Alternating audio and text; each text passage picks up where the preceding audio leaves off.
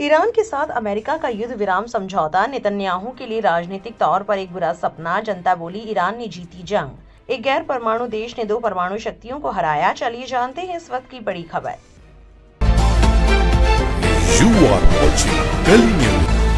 Iran के साथ America का युद्ध विराम समझौता इजरायल के प्रधानमंत्री बेंजामिन नेतन्याहू के लिए राजनीतिक तौर पर एक बुरे सपने की तरह हो गया है। इस समझौते ने नेतन्याहू के राजनीतिक करियर के 3 मजबूत आधारों को तोड़ दिया है और देश की सुरक्षा को लेकर उन्हें एक नई दुविधा में फंसा दिया है। जिस शख्स ने खुद को अमेरिका के एक राजनीतिक करीबी और अमेरिकी राजनेताओं पर वास्तविक प्रभाव रखने वाला बताया हो, उसे अमेरिका ने व्यापक रूप से दरकिनार कर दिया और उनका सार्वजनिक रूप से अपमान भी किया। जिस शख्स ने ईरान मुद्दे को इजरायल की सुरक्षा के लिए सबसे अहम बना दिया, वो ईरान के साथ युद्ध को एक ऐसे मोड़ पर कैसे खत्म कर सकता है जिसमें ईरान मजबूत स्थिति में दिख रहा हो। कुछ ही महीनों में इजरायल में आम चुनाव होने हैं। अमेरिका और ईरान की मांग है कि इजरायल लेबनान में हिजबुल्लाह पर हमला करना बंद कर दे। ऐसी मांग से इजरायल के मिस्टर सिक्योरिटी के रूप में नेतन्याहू की पुरानी दागदार राजनीतिक छवि कैसे बच सकती है। नेतन्याहू के सामने अब जो रास्ते बचे हैं वे उनके लिए बहुत अच्छे नहीं है। सोमवार को इजरायली संसद कनेसेट में विपक्षी नेता याइर लैपिड ने नेतन्याहू के सामने बचे विकल्पों के बारे में कुछ इस तरह बताया, या तो हमारे सबसे बड़े साथी के साथ सीधी और हमें नुकसान पहुंचाने वाली टक्कर हो, या फिर इजरायली हितों के साथ समझौता कर लिया जाए।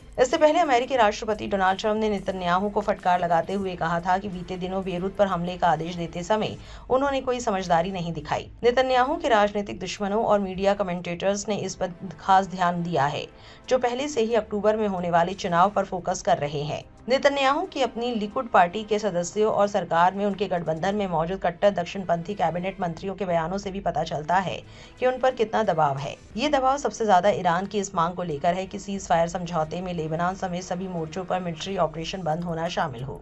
इजरायल के कट्टर दक्षिणपंथी नेता national security minister Itamar Ben Gvir ने सोमवार को सोशल मीडिया पर लिखा, हम ट्रंप के समझौते से बंधे नहीं हैं। हम इस समझौते के साझेदार नहीं हैं जो हमारी सुरक्षा पक्का नहीं करता। मोसाद की पूर्व अधिकारी और ईरान मामलों की जानकार सीमा शाहीन ने कहा, ये समझना मुश्किल है कि अमेरिकियों ने इसे क्यों माना। लेबनान में क्या होगा ये तय करने की छूट ईरान को देकर अमेरिका ईरान को हिजबुल्लाह का समर्थन जारी रखने और ये पक्का करने का मौका दे रहा है कि हिजबुल्लाह लेबनान की राजनीति में एक अहम ताकत बना रहे। उन्होंने कहा, इजरायल इससे खुश नहीं है, ना तो सुरक्षा से जुड़े अधिकारी और ना ही राजनेता। थोड़ी देर पहले बेंजामिन नेतन्याहू ने सोशल मीडिया एक्स पर एक वीडियो पोस्ट किया है। इसमें उन्होंने कहा, समझौते के साथ या इसके बिना जब तक मैं इजरायल का प्रधानमंत्री हूं तब तक ईरान के पास परमाणु हथियार नहीं होगा। दशकों से नेतन्याहू मतदाताओं के सामने सुरक्षा का मुद्दा ही मुख्य रूप से रखते आए हैं। अब इस बात को लोगों तक पहुंचाना उनके लिए मुश्किल होता जा रहा है। सुरक्षा को लेकर नेतन्याहू के नए नजरिए की वजह से इजरायली सेनाएं गाजा, लेबनान और सीरिया के बड़े इलाकों पर कब्जा किए हुए हैं। बहुत से इजरायली इसे पसंद करते हैं और चुनाव से पहले इसके खत्म होने की संभावना भी कम है, लेकिन इससे इजरायल के सैन्य संसाधनों और रिजर्व सैनिकों पर बहुत ज्यादा दबाव पड़ रहा है। इससे निकलने का कोई साफ कूटनीतिक रास्ता भी नहीं दिख रहा है। अब बताते हैं जनता और विशेषज्ञ इसे कैसे देख रहे हैं। अशोक कुमार पांडे लेखात और हिस्टोरियन इस मसले पर लिखते हैं, मुझे नहीं लगता कि अपने इतिहास में कभी इजराइल और अमेरिका की इतनी बड़ी हार हुई है। इसके पहले शायद उसे कभी मुआवजा नहीं देना पड़ा है।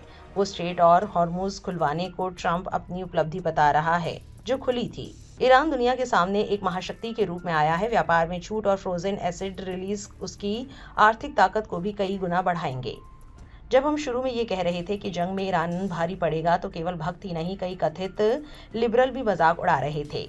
इतिहास और अंतर्राष्ट्रीय राजनीति की समझ ना हो तो अमेरिकी यूरोपीय मीडिया के असर में बह जाना स्वाभाविक था। फिलहाल डील को खतरा सिर्फ इजरायल से है, जो लेबनान से अपनी फौजें वापस बुलाने को तैयार नहीं लग रहा। पाकिस्तान अपनी पैदाइश के बाद पहली बार इस स्तर की डिप्लोमेसी का हिस्सा बनकर पीस मेकर के रूप में सामने आया है। भारत पहली बार ऐसे किसी संकट में चल रही डिप्लोमेसी से इस कदर बाहर रहा है। प्रधानमंत्री युद्ध शुरू होने से पहले इजरायल की संसद में समर्थन कर रहे थे। अब ये कैसी डिप्लोमेसी थी, ये आप तय कीजिए। पत्रकार सबा नकवी लिखती हैं, ईरान ने दुनिया का क्रम बदल दिया है। दशकों तक आर्थिक प्रतिबंध झेलने के बाद भी वो देश मजबूती से खड़ा रहा।